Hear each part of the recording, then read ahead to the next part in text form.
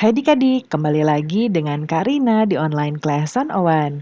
Kali ini kita akan belajar kelas 5 Bahasa Indonesia dari buku Kurikulum Merdeka di bab 2 buku Jendela Dunia. Di halaman 25 sampai dengan 30 kita akan membahas kelinci kecil dan burung pipit. Yuk di-subscribe dulu, klik loncengnya, like dan share juga ya. Gimana kabar adik-adik hari ini? Semoga semuanya dalam keadaan sehat. Nah, adik-adik sebelum kita mulai, Karina mau mengingatkan bagi yang ingin les bahasa Inggris bersama online Class 101 dengan Karina, nanti bisa tanya-tanya dulu lewat IG, di DM IG-nya, atau bisa lihat paket yang ada di formulir pendaftaran di Google Form-nya ya. Linknya sudah Karina taruh di kolom deskripsi. Yuk kita mulai adik-adik. Tujuan pembelajarannya di bab ini kita akan mengajarkan kalian untuk menjadi peserta didik yang antusias dan mandiri dalam mempelajari berbagai jenis buku, baik fiksi maupun non-fiksi, memupuk kegemaran membaca, mengenal bagian-bagian buku dan proses pembuatannya, hingga belajar menulis cerita sendiri. Kemudian unsur kebahasaan yang akan kalian pelajari di bab ini adalah unsur intrinsik cerita, majas yaitu metafora, personifikasi, dan hiperbola, kemudian kalimat langsung dan tidak langsung, serta teks naratif dan deskriptif. Nah, ini ada kegiatan pembuka nanti bersama Bapak Ibu Guru ya. Kegiatan-kegiatannya mungkin nanti melihat keluar jendela apa yang kalian lihat ya. Nah, kemudian sekarang adik-adik mungkin bisa juga tuliskan makna buku buat adik-adik.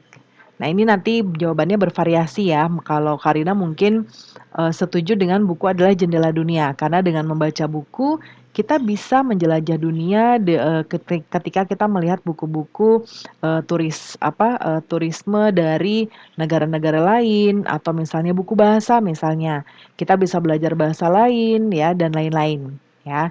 Kemudian berikutnya di sini Andi, Ika, dan Tobias sedang asik membaca. Buku apa yang mereka baca ya? Nah, ini contoh kalau yang ini buku tentang antariksa, ini kancil, mungkin cerita ya. Kalau ini buku origami, ini tentang prakarya. Nah, kita akan menebak isi buku. Mari kita mengenal berbagai jenis buku. Perhatikan keempat buku di bawah ini. Informasi apakah yang kalian dapat dari sampul buku? Apakah yang kalian bayangkan tentang isi buku tersebut? Diskusikan bersama teman ya. Nah, kalau yang ini Lede si joki cilik. Kalau ini aku mampu berbahasa Indonesia. Yang ini ada apa sih? Ada apa sih? Nah, ini kamus. Nah, mungkin Kak Arina bisa ambil kesimpulan dari buku keempat ini, yaitu buku ke-1 dan ke-3 itu adalah buku fiksi. Buku fiksi itu isinya cerita ya, karangan seseorang. Kemudian kalau buku yang kedua, ya 2 dan 4 itu adalah buku non-fiksi. Berarti dia tidak dikarang ya, itu berdasarkan pelajaran, berdasarkan ilmu yang ada. Kemudian berikutnya di bagian membaca ada bacaan dengan judul Kelinci Kecil dan Burung Pipit. Kita lihat ya, ini ada kelinci kecil, ada wortel, tapi dia menangis. Kira-kira kenapa ya? Kita baca yuk. Aduh sakit, suara kelinci kecil menggelegar di sudut kebun parusa. Wajahnya tampak seputih kapas dan titik-titik air mulai membanjiri matanya. Ia terduduk di tanah sambil memegangi kakinya.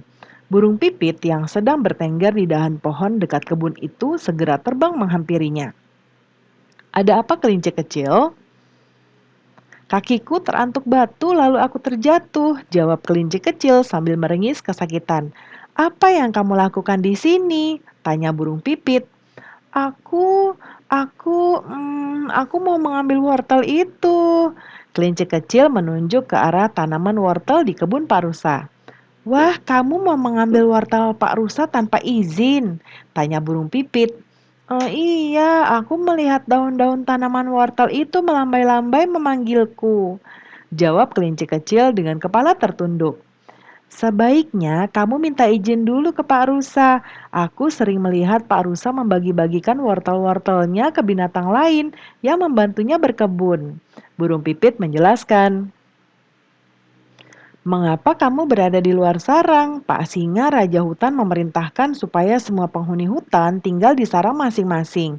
Saat ini ada wabah penyakit yang sedang menyebar ke seluruh hutan.